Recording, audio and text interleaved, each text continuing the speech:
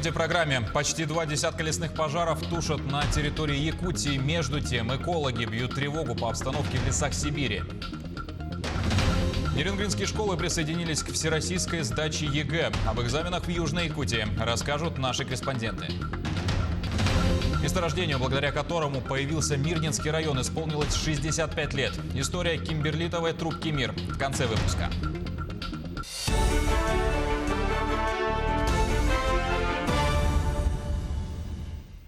Продолжаем эфир нашего канала новостями к этому часу.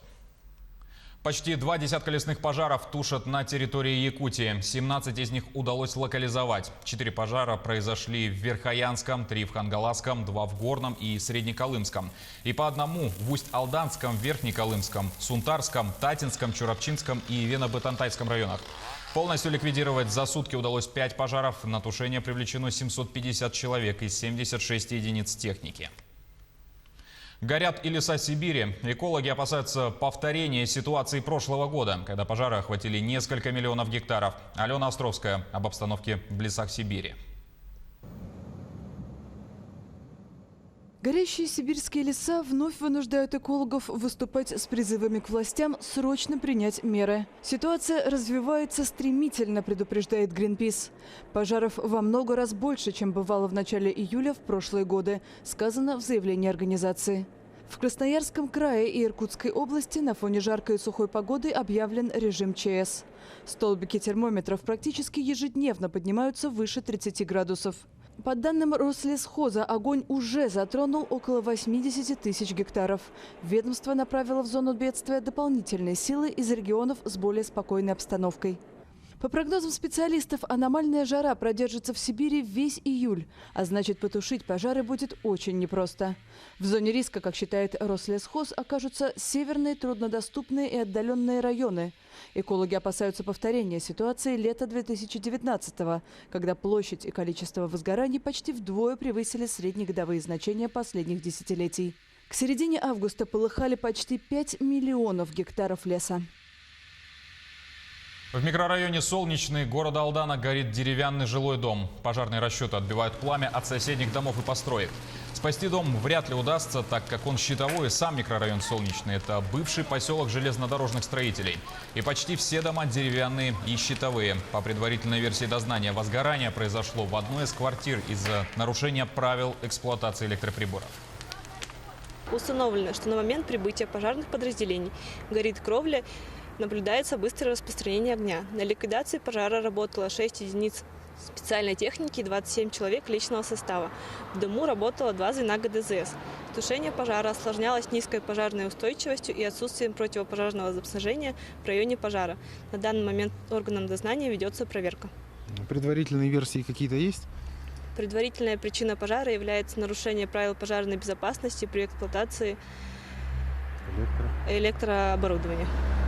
В Национальном художественном музее в Якутске готовится к открытию экспозиция под названием «Выставка любви». Там сейчас находится моя коллега Юлия Великодная, и я передаю ей слово. Василий, здравствуй. Выставка действительно открывается завтра, и здесь ждут посетителей. Она называется «Линия любви». Здесь представлены художники 20 века. Здесь есть возрастное ограничение 16+. Здесь достаточно откровенные работы, показана эротика, отношения между мужчиной и женщиной, взаимоотношения, любовь. И все в этом духе. 2 недели она поработала, а потом был введен режим самоизоляции. Поэтому она должна была завершиться в мае, но закончится в конце августа. Здесь все создано для безопасности, все условия. На входе, как и везде, сейчас почти измеряют температуру, обрабатывают руки антисептиком и обязателен вход в масках. Здесь тоже все продумано для безопасности. Вход с одной стороны в зал. Человек с экскурсоводом проходит по кругу, здесь все размечено по 1,5 метра и выходит в другую дверь. Я напомню, что выставка коммерческая, она платная, посетить ее можно до конца лета и возрастное ограничение 16+. Такая информация, Василий. Да, Юлия, спасибо. А теперь сюжет наших нерюнгринских корреспондентов о том, как в столице Южной Якутии проходит сдача единого госэкзамена. Слово Александре Цыбиковой. Технология сдачи экзамена не изменилась. Это печать экзаменационных материалов в аудиториях под онлайн-видеонаблюдением в интернет-сети. Всего в районе 6 пунктов приема сдачи экзамена. На каждом из них соблюдается масочный и дезинфекционный режим. Однако с момента начала экзамена ученик имеет право снять маску, если чувствует неудобство, так как экзамен – это волнительное мероприятие и важно создать комфортную среду. Тем более это позволяет дистанционный режим. Были разработаны графики прихода наших участников ПП для того, чтобы не было скопления детей. Поэтому малыми группами дети приходят в ПП по 5-8 человек со своими сопровождающими, с интервалами. В это время эта малая группа проходит полностью обследование. Самое главное обследование – это термометрия. Выпускница 11 класса Яна Цикора – будущий программист, а именно программный инженер, так как, по ее мнению, сейчас это самое приоритетное направление для будущего Российской Федерации. На данном этапе, то есть это мой второй экзамен, волнения уже нет, но, конечно, русский – это такой экзамен, который нужно сдать на максимальный балл. Есть большие высокие стремления поступать в московские университеты, но все-таки хочется в новый университет, Дальневосточный федеральный университет, и я постараюсь.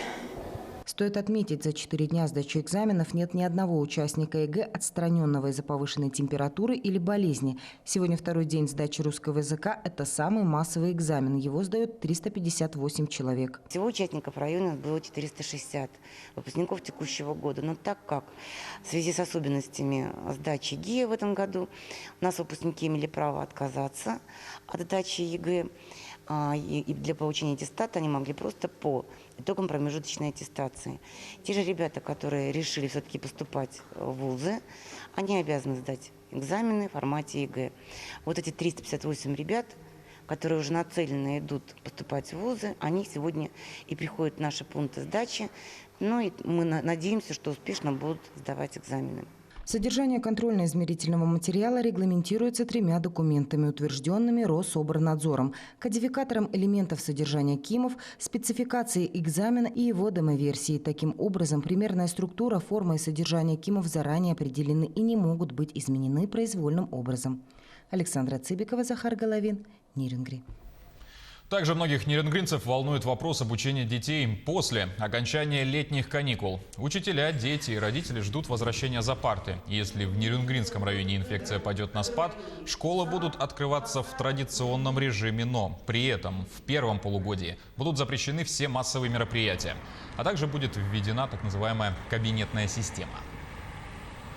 Как заверили и правительство, и министерство, и мы сами надеемся, что нигде нет ни одного законодательного акта для того, чтобы отменить очную форму обучения. Каждый класс будет привязан к кабинету, свой режим, по своему расписанию будут заходить, в столовую тоже заходить отдельными группами. Это, конечно, огромный труд, сложный период подготовки сейчас к новому учебному году. Это ложится на плечи наших руководителей образовательных учреждений, поэтому абсолютно новый режим. И как это будет массово внедряться, это, конечно же, вопрос пока такой сейчас, который разрабатывается. Но мы надеемся, что все будет хорошо. И все-таки наши первоклассники, как обычно, придут и сядут за парты. Для них первый звонок в любом случае будет. Надеемся, не в дистанционном режиме. В Западной же Якутии, а если точнее в Ленске, жители одного из многоквартирных домов решили запустить челлендж под девизом «Не ной, приведи в порядок свой двор». Жильцы дома номер 26 по улице Портовская считают, что начинать нужно в первую очередь с себя. И вместо того, чтобы жаловаться на беспорядок и неблагоустроенные дворы, самостоятельно выходить на субботники. Что они делали и раньше, но в этот раз решили масштабно очистить территорию своего двора от зарослей шиповника и также пригласить специалистов за отдельную плату. Уборка двора им обошлась буквально в 56 рублей с квартиры. Зато чистота и порядок радуют теперь не только жителей этого дома, но и мимо проходящих горожан. Внимание на инициативных граждан обратил и мэр города, и поощрил активистов. 65 лет назад открыли кимберлитовую трубку «Мир». Благодаря ней позже появился город Мирный и весь в целом Мирнинский район. Геологи-первооткрыватели преодолевали десятки километров по глухой тайге, где поблизости не было ни одного населенного пункта. Все ради того, чтобы найти алмазы на якутской земле. Про историю кимберлитовой трубки «Мир» расскажет Анна Винокурова. 10 июня 1955 года группа геологов под руководством Юрия Хабардина и Екатерины Ялагиной отправляется в Якутскую тайгу на поиски алмазов. Первые кристаллы они найдут всего через 3 дня, пройдя 30 километров.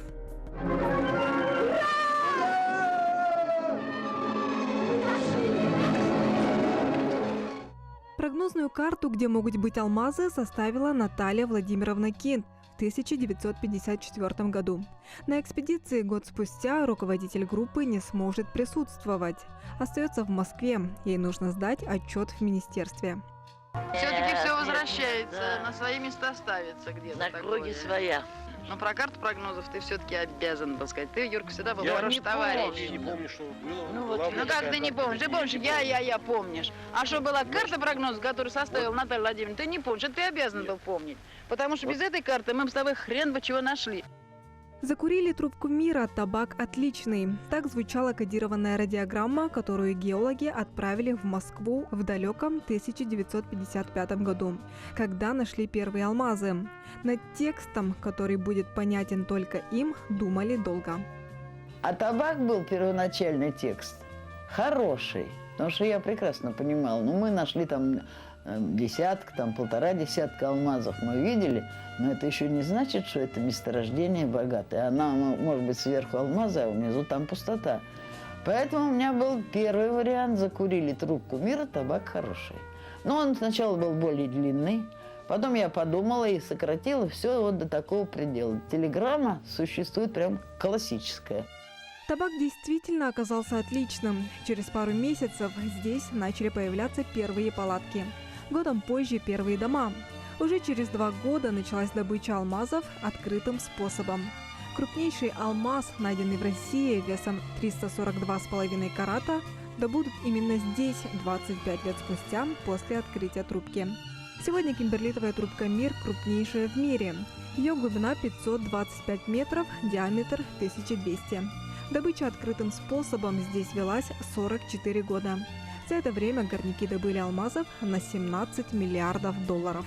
Анна Винокурова, телеканал «Алмазный край». И на этом вся информация. Наши корреспонденты продолжат следить за развитием событий, а мы будем держать вас в курсе новостей. До встречи в следующем часе.